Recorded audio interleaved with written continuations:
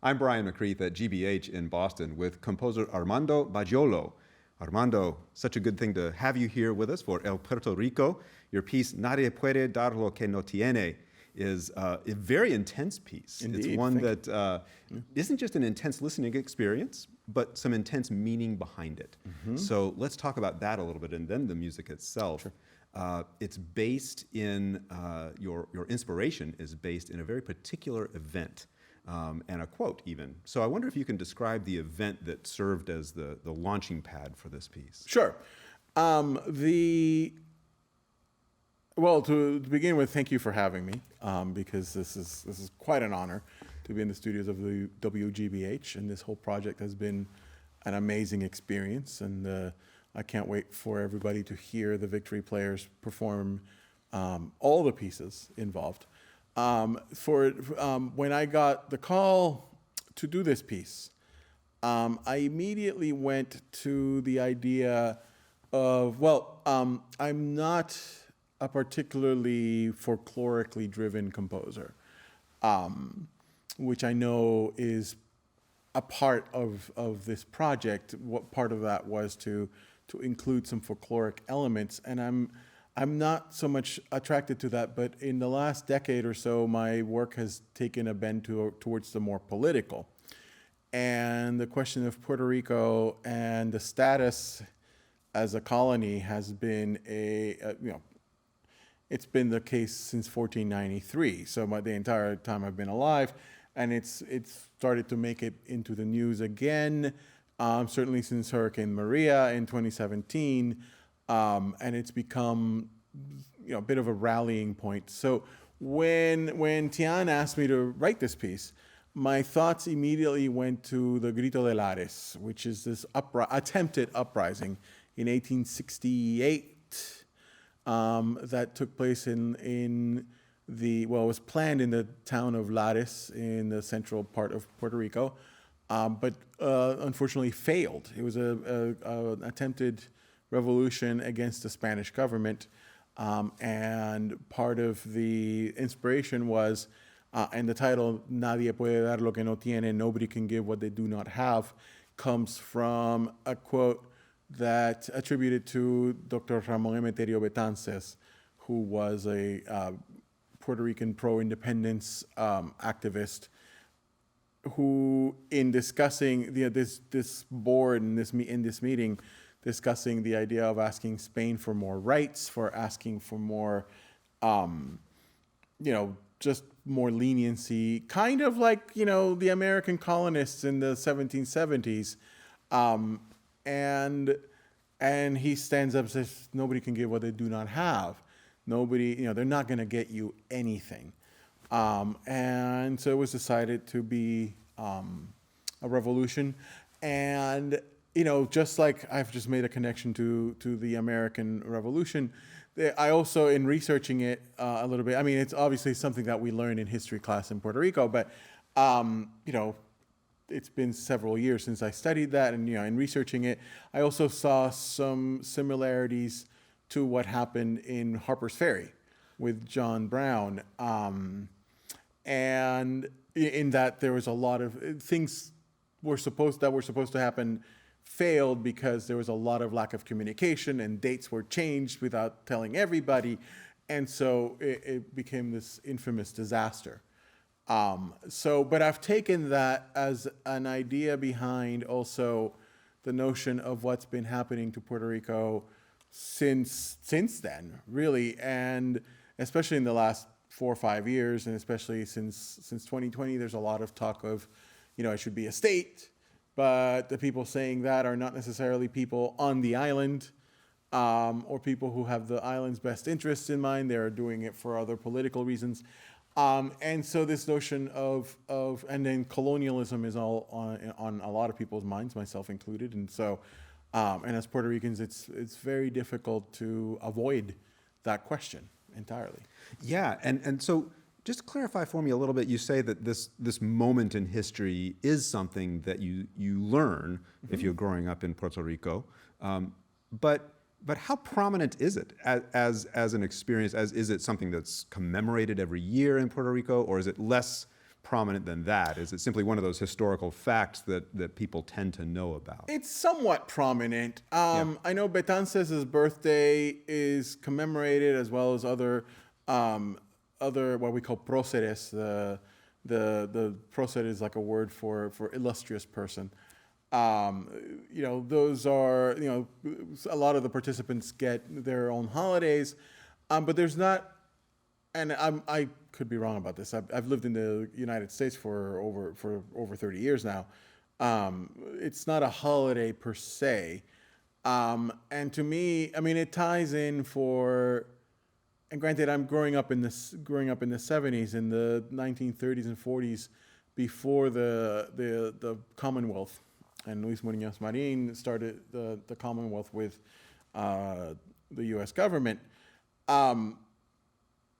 Talk of Puerto Rican independence, even the Puerto Rican flag, at least with the light blue color, was banned, and singing the national anthem was banned, things like that. So a lot of that actually is more what I have in mind than the Grito de Lares per se. The song that the piece, all of the material is taken from this one song. I know it doesn't sound like it for like the majority of the piece, but everything is taken from Que Bonita Bandera, which is a plena. That just means a plena is a type of dancing song. It's related to the bomba, which you'll hear some pieces related to bomba in the program as well. Que Bonita Bandera means what a beautiful flag. And it's become a kind of nationalist rallying cry. So I knew that was the piece that had to be the inspiration. Yeah. And so the song is something that is almost like an unofficial anthem, I guess. A little bit, yes. Yeah. People know this song. I mean, yes. It has associations. I mean, it's an old folk song, but it has associations now with. It's like a second national anthem in many ways, and you hear it sung. My favorite example of it, there's a Ruben Blades and Willie Colon album from the 70s, in which, I forget which, Plástico, the song Plástico in the album Siembra. Ruben Blades, towards the fade out, starts singing Que Bonita Bandera. And he's Panamanian, but Willie Colon is Puerto Rican, but it's at a moment where it's in an album in a song that is about Latino identity. Yeah. And they start calling out the countries where all the band members are from and who's there, and then towards the end, then after Puerto Rico is named, they start singing Que Bonita Bandera, and it's kind of, it gives me chill just talking about it, Yeah. Well, so here we have some elements. We have this song that's sort of iconic. We have an event from history that continues to resonate and somehow has some relevance to the experience right now. And we have your own particular leanings into the political situation. How does all that then begin to get formulated into a piece of music? You say that the song is the basis of everything in the music, even though it may not sound like it at times, right. Especially in the beginning, right? It doesn't really sound like a song in the beginning. No, I mean, it's really, so, it's a complicated answer. I can, I mean, there's a lot of technical stuff that I did. I mean, the song is the kernel. And then I took the song and I manipulated it in ways that really we don't need to get into. It's all very technical and whatnot. But I just created these scales out of it, or superimposed the same scale on top of itself and whatever. But the idea, it doesn't sound like a song at the beginning because you're hearing chords of the same piece just sort of in three different keys at once. And the idea is that the piece is divided into about 4 sections, where the first section is just these violent chords with some silent interjections, where it represents this sort of anger or passion, desire for freedom. And it carries this amazing power because the entire ensemble is together. Together, yes. 100%, Everybody plays absolutely 100% right there together with their rhythm. And I don't make it easy for them to do that. So, because they have that is true. They have to concentrate very hard. Yeah. So right, and then people start breaking out. So in the second section, the percussionist and the cellist and the clarinetist break out. The percussionist starts doing all these fast moving notes that start taking over the piece. And that represents the sort of this revolutionary fervor. the clarinet and the cello start playing together. They start sort of not playing together, but they do a slow version of Que Bonita Bandera. Yeah. Very stretched out to the point of it's not really recognizable, but if you know the song, you can pick out little aspects of it. Gradually, every other instrument except for the percussion starts joining in on that. So you'll hear everybody going from those big chords that are superimposed on top of it to singing that long line while the percussionist is going nuts. Once everybody's done singing together, the next section is a percussion cadenza. So it's just a big solo, big drum solo that Rob plays phenomenally. Wait till you hear it. Yes, indeed. And so that sort of brings everybody back together to play the plena together. So there's like two statements, two phrases of the whole thing as an ensemble. And then it starts breaking apart because of the miscommunication, and you'll hear the ensemble kind of sounding like, wait, they're falling apart. This is like they're in different keys, they're starting in different places. Totally, it sounds like somebody made a mistake. Right, yeah. And it's all totally on purpose. Right. But as you say, this is you say the miscommunication. You're talking about the miscommunication of these revolutionaries, exactly, who couldn't get their act together. Right, they couldn't. Well, things got changed, and then some people got captured before time, and some people, yeah. So then it moves into a slower section, then that just sort of the whole piece sort of disintegrates into, I call it in the program, I say like revolutionaries fleeing into the countryside kind of thing. It just sort of disperses. But that I hope has a sort of feeling of, it's sort of unresolved in the end. It's sort of like to be continued almost. Yeah. What I really love about the piece is that for all of that, all the ways that you deconstructed and manipulated the song, the plena, the listener doesn't actually need to track any of that. They don't No, need, not at all. They don't need to try to like understand where you put it in. They'll hear it when it arrives comes out, as yeah. the plena, but they don't need to know that the scales are based in this. It just has this effect of really visceral power in the beginning. Thank you. And then the percussionist, it might seem like a bit of an odd comparison, but in a way that percussion solo emerges in the way that the harpsichord does in Brandenburg 5 by Bach. A little bit, actually. I don't think that's too bad. Bach is probably, I've been obsessed with Bach over the last year and change. Okay. You know that it's there, and it somehow begins to overtake, and then it just cuts loose with everybody else just dropping out. That's right. I think that's an apt comparison. And so, as a listening experience, the history that you're drawing from, the techniques that you're drawing from with the plena, they strike me as not entirely necessary to really enjoying the piece of music. Well, and I hope so. Yes. One thing that I was afraid of, and still I'm a little nervous about it, is that when the plena comes in, I mean, my thought is, since everything is based on it, it won't feel this way, but that it might feel like a chinoiserie, like a exoticism there to just draw attention to itself and be like, oh, how hip am I, kind of thing, which is the farthest thing from my interest.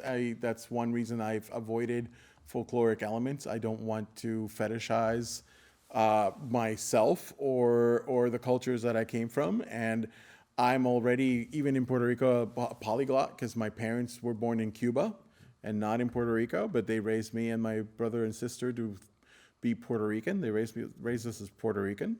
And I've lived in the United States for 32 years. I contain multitudes, to quote Walt Whitman. Yeah, there you go. But so I really hope that and I think it succeeds. Yeah. I think the impression that the ensemble has given me and that other listeners have given me is that it succeeds in that way. Yeah. Because I want to avoid that fetishization. It's not there as a fetish object. It's there as a symbol, as a message. Right. Yeah. And no, it does strike me as someone who might walk in at the last second to a concert hall and just sit down and hear it would get a lot out of it. And yet, when they go back and read the program notes, or if somebody arrives early to read the program notes, there's the deeper. And you talk about Bach, and that's, again, like I said, I've been obsessed with Bach he got me through the pandemic. And one of the things that obsessed me about Bach is his use of rhetoric. I was reading the Albert Schweitzer biography, Yeah. and he talks about the use of rhetoric and programmaticism and says that, it's not nearly as sophisticated as what Liszt and Strauss have been using. And I think, no, it's actually more sophisticated. But, from their perspective, it didn't seem that way. This is over 100 years ago now. But, there's a certain kind of, there's a sort of hidden kind of cipher quality to Bach and to composers of that era that has really inspired me beyond just these kind of political pieces, but just in general. Yeah. Because music lost a little bit of that in the 20th century, that sense of communication. Yeah. And the semiotic code, as you would call it in academia. Sure. So I'm really attracted to that. So I'm kind of glad that that's coming through. Yeah, I think so. Well, Armando Bayolo, thank you for the music, first of all. You're welcome. And thank you for your time today. I really appreciate it. Oh, thank you. It's my pleasure.